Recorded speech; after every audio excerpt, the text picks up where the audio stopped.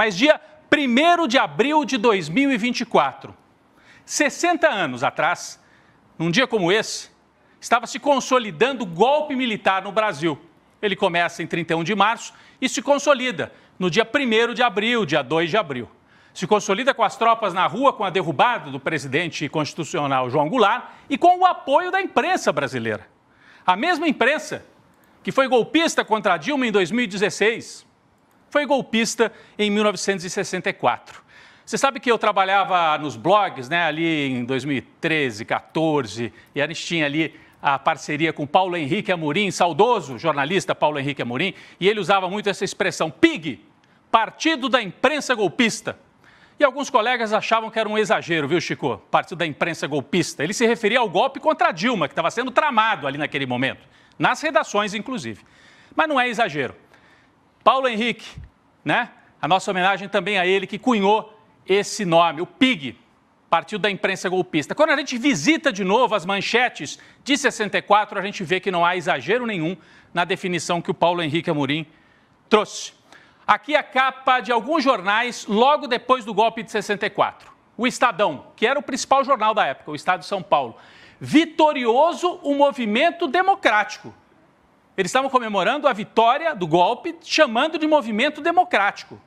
Por isso que quando o Bolsonaro fala que está jogando nas 4 linhas, que é dentro da Constituição, é a mesma lenga-lenga, é a mesma história. Dá o golpe em nome da democracia, mas era golpe. E o Estadão estava aqui, ó, vitorioso movimento democrático. Fazia comemoração. Mazili será o novo presidente, que era o presidente da Câmara. Né? Esse é o Estadão. Vamos para o próximo aqui, a Folha de São Paulo, que na época não tinha tanta importância. Tinha muita importância. Não tinha. Quase nada. E foi mais discreta, não comemorou tanto. Mas disse, Congresso declara a presidência vaga, Mazili assume. Como se fosse uma troca, assim, não era um golpe. A presidência ficou vaga porque o João Goulart resolveu ir embora. Não, eram os tanques na rua, os militares, um golpe de Estado, e a imprensa colocava dessa forma aqui na manchete, logo depois do golpe. Vamos adiante. Alguns jornais do Rio de Janeiro também, Diário de Notícias, a Marinha caça Goulart. Ele era o presidente. Eles estavam comemorando que a Marinha estava querendo prender o presidente constitucional do Brasil, o João Goulart. E aqui do lado, ressurreição, como se o país estivesse vivendo uma ressurreição com o golpe. Vamos adiante. O próximo aqui é até curioso. Fabulosa demonstração de repulsa ao comunismo. De novo. A gente assistiu agora há pouco tempo, né? É a mesma história. Mais de 1 milhão de pessoas na Marcha da Família com Deus pela Liberdade. A mesma história. Mesma coisinha. Deus, pátria, família, liberdade. Estava lá em 64 e estava na manchete dos jornais. Não eram só os militares e os golpistas. Eram os donos dos jornais. Vamos aqui para mais um. E aqui eu acho que é o principal. O Globo. Até pelo papel que depois desempenharia ao longo da ditadura. Ressurge a democracia. Comemora o Globo na primeira página. Famoso editorial, publicado no dia 1º de abril de 1964. Vamos ver 2 trechinhos? Eu não vou cansar vocês com isso aqui. 2 trechinhos. Esse aqui, o começo. Vive a nação dias gloriosos. Souberam unir-se todos os patriotas, independentemente de vinculações políticas, simpatias, né? Defendendo a democracia, a lei e a ordem. Estavam dando um golpe de Estado e falando em defender a democracia, a lei e a ordem. E o outro trechinho está aqui, ó. Atendendo aos anseios nacionais de paz, tranquilidade e progresso, impossibilitados nos últimos anos pela ação subversiva orientada pelo Palácio do Planalto, as Forças Armadas chamaram a si a tarefa de restaurar a nação.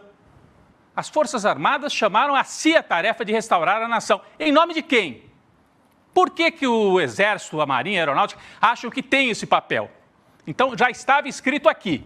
Os editoriais traziam essa lenda de que as Forças Armadas são o poder moderador no Brasil e decidem para onde vai o país no momento de crise.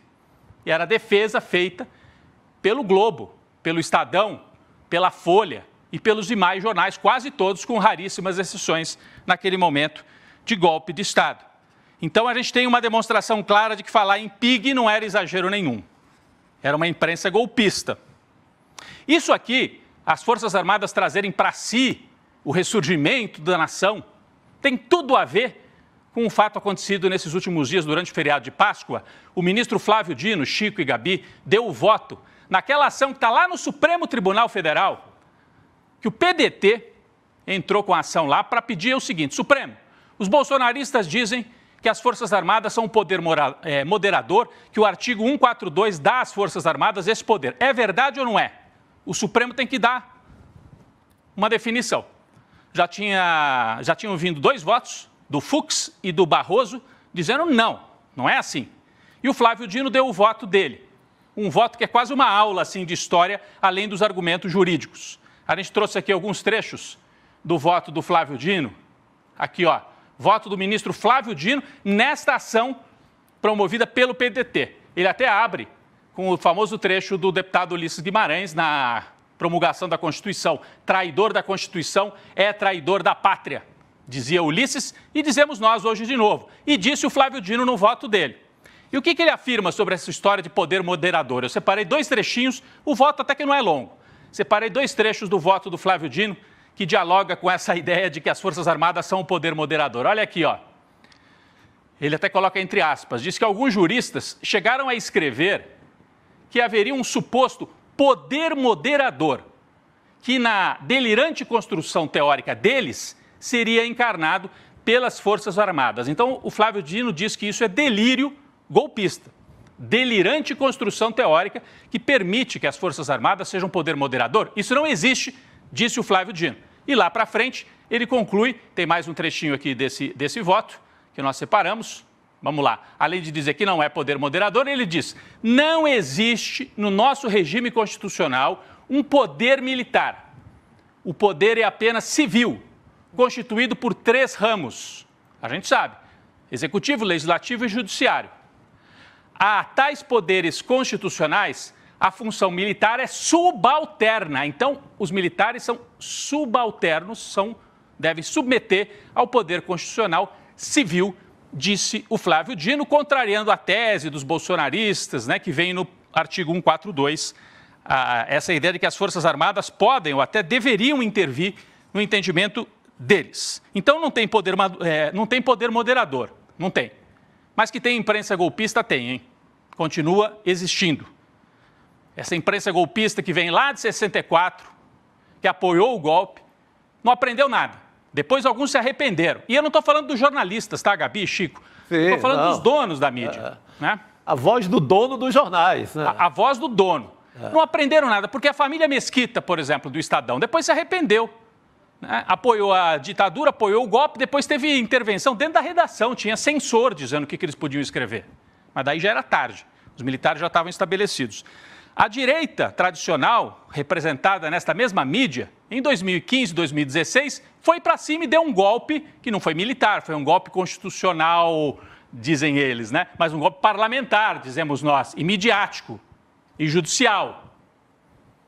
Parlamentar, midiático e judicial. E que não teria dado certo sem a participação ativa do Sérgio Moro. Olha como é que tudo se encontra nesse dia 1º de abril. O golpe de 64, papel da mídia, o Sérgio Moro.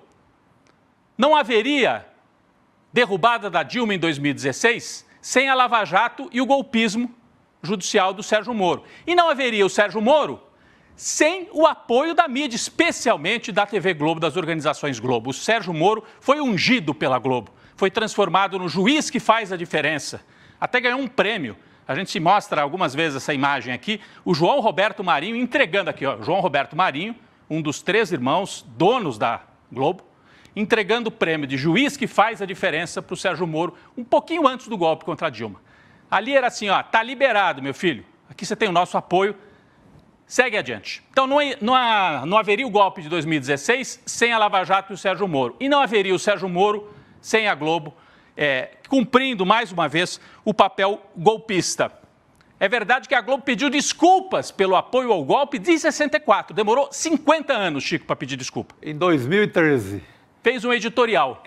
Meia boca, né? Um textinho ali, meio envergonhado. Não, eu acho que seria obrigação de todos esses jornais citados aí, a cada aniversário do golpe, ter um meia-culpa na capa. Erramos. Porque, como é que eu posso cobrar o Lula se eu estava enfiado até tudo, né, com os milicos, dando golpe lá? É. Como é que eu posso cobrar alguém? autocrítica, se eu não faço hoje, é sempre a cada dia 31 ou dia 1º, eles escolhem um meia-culpa na capa. Eu acho que não é nada vergonhoso. Eu, como jornalista, gostaria de ver na capa do jornal, olha, nós estivemos lá. Desculpa, nação brasileira, mas nós nos lambuzamos de golpismo. E se lambuzaram em 64 e se lambuzaram de novo, Gabi, em 2016, quando ajudaram a derrubar a Dilma, achando que, vamos colocar um governo liberal, né? E deu tudo errado, assim como deu em 64. Eles queriam colocar o Aécio, alguém com essa característica, no poder. Quem é que foi para o poder? Imagine só. Foi o Temer e depois caiu na mão da extrema-direita do bolsonarismo, que passou a atacar essa própria imprensa. Essa própria imprensa. A Globo, por exemplo, é considerada um inimigo pela militância da extrema-direita bolsonarista. Bom, hoje, então, o dia é dedicado a lembrar o 1º de abril de 64 e a acompanhar o julgamento do Sérgio Moro. Sérgio Moro que perdeu a toga. Sérgio Moro perdeu a toga, perdeu o discurso, perdeu o cargo de juiz, perdeu a vergonha, perdeu quase tudo, né? Ele pode em breve virar um ex-senador, perder também o mandato de senador. Nós vamos falar sobre isso já já. O Sérgio Moro está quase morto politicamente, mas o pig que o pariu segue vivo. E desse a gente tem que tomar distância e prestar atenção. Prestar atenção a esse agrupamento midiático que continua aí. Hoje mesmo a gente viu exemplos disso nas manchetes dos portais por aí. Mas é isso, Gabi, Chico, para lembrar o 1º de abril, como é que isso está conectado, né? Nós ainda hoje temos que lidar com esse tema que é mal resolvido no Brasil. Uma elite, seja judiciária, seja parlamentar, seja midiática principalmente, e militar, que é golpista, que quando perde não aceita e vai para o golpe. Foi assim em 64, foi assim em 2015, 2016 com a Dilma, e a gente tem que tomar cuidado, porque eles estão na espreita. Estão na espreita. E esse golpismo está vivo.